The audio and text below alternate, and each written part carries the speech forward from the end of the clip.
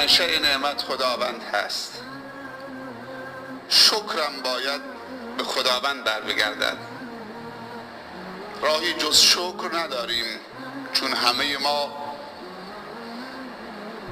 نیازمند رشد هستیم، تعالی و ترقی هستیم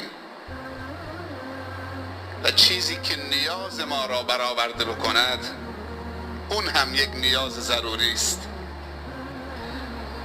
مگر اینکه خدای ناکرده نیاز خود را نفهمیدیم و نیاز خود را جابجا کردیم.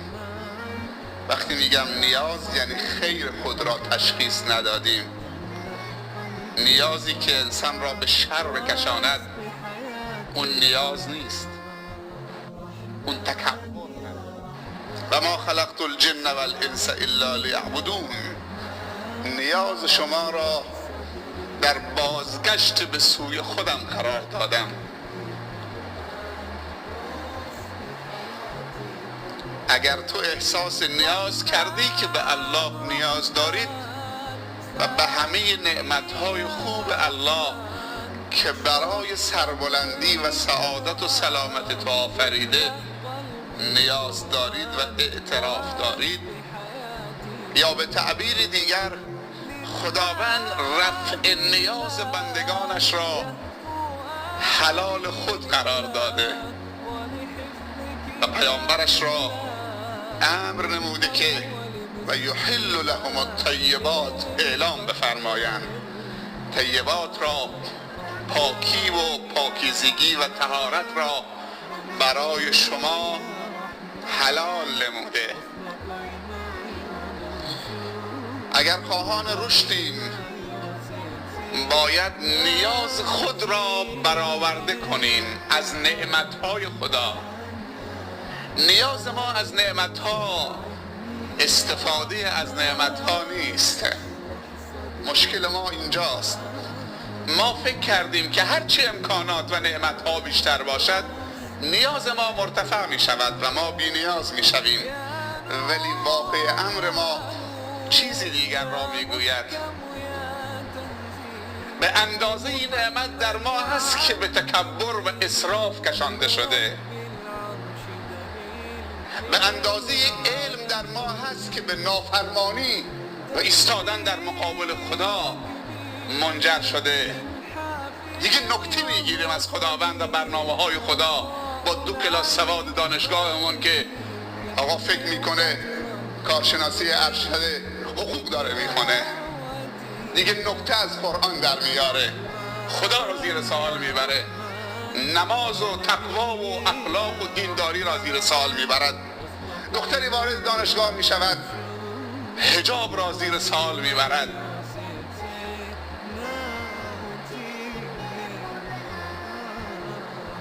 نیاز ما از نعمت ها که باید از نعمت برداشت بشود میدونی چیست که سبب رشد ما میشود؟ اونو باید استخراج بکنیم از نعمت. از هر نعمتی باید اینو استخراج بکنیم، چه مادی، چه معنوی، چه فکری، چه علمی، چه روحی، چه روانی، چه اجتماعی، چه سیاسی، هر نیازی که باشد. شکر.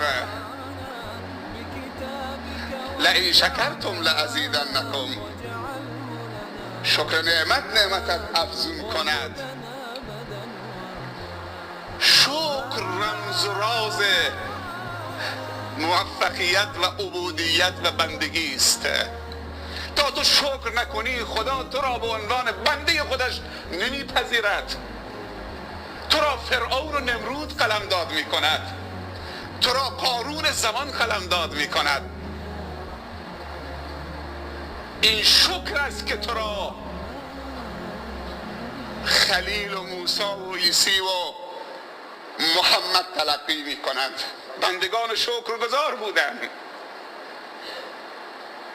ما باید خصلت پیامبران خدا را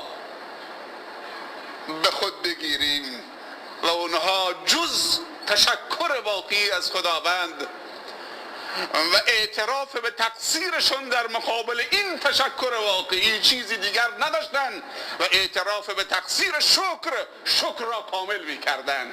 یک شکر داریم و یک اعتراف به تقصیر شکر که دوباره جزو مکملات شکر است. اگر شکر کامل نمیتوانید به خدا بگو خدایا این بضاعت من هست، این در توان من است، تو بر من منت بگذار، همین ناقص رو از من قبول بفرما. اگر خدا قبول نکرد بعد پشت به خدا بکن. چرا بعد از هر نماز خوندی 3 بار میگی استغفر الله استغفر الله استغفر الله؟ مگر نماز کار بدی است که استغفار داری میکنید؟ شما میخواهید نماز ناقصتون رو با معذرت خواهی که خدایا نمیدونم این نماز شایسته تو هست یا نه، این ذکر من شایسته تو هست یا نه، این تلاوت من شایسته تو هست یا نه. شما میخواهید با این 3 بار معذرت خواهی شکرتون و نمازتون رو کامل بکنید و به خدا عرضه بکنید، نه اینکه این 2 رکعت نمازتون رو به رخ خداوند بکشید. نیاز ما تشکر از خداست. خدا همه چی داده. امروز فقیرترینش سیرترینه با مقایسه به گذشته. امروز زمین خیرات و برکاتش داره بیرون میریزه. هر چیز زمین داره در آخر زمان بیرون میریزه. عروسی فقیرم شرکت میکنی درش اسراف میبینید.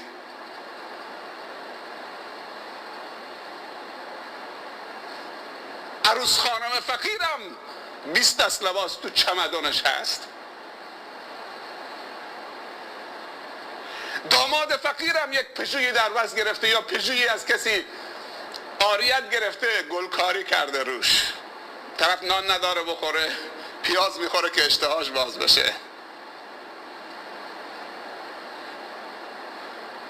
امروز فقر دیگر و نیاز دیگر دامنگیر ما شده. هرچی نیازهای دنیوی و مادیمون برآورده میشه کوچکتر میشیم در نظر خدا.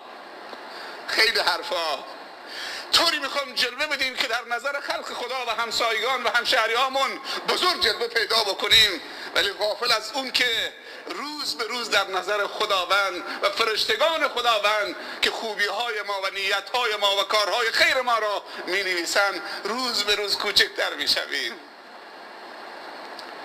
2 نفر بیشتر وجود نداره. تو کوچک نیستی. چرا با معصیت خدا خودمون رو کوچک می کنیم؟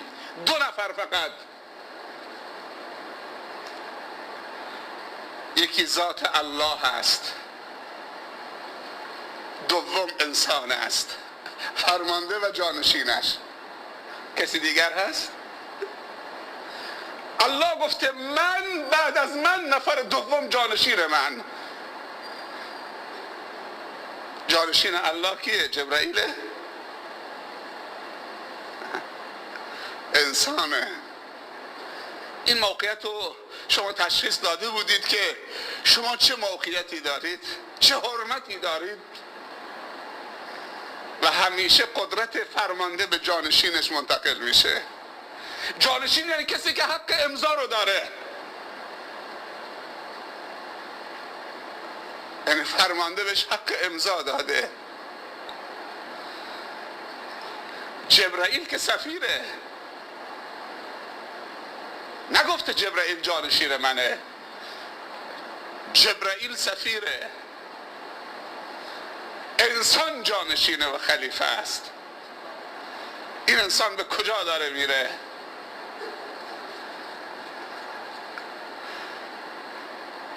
اگر جانشین فرمانده خیانت بکنه چه چیزی رو باید انتظار داشته باشه؟ گله از خدا نکنیم، از خداوند معذرت خواهی بکنیم، چیزی دیگر مطالبه نکنیم. نطلبیده خدا داده. ابر و باد و مه و خورشید و فلک در کارند تا تو نانی به کفاری و به غفلت نخوری. همه از بحر تو سرگشته و فرمان بردار، شرط انصاف نباشد که تو فرمان نبری.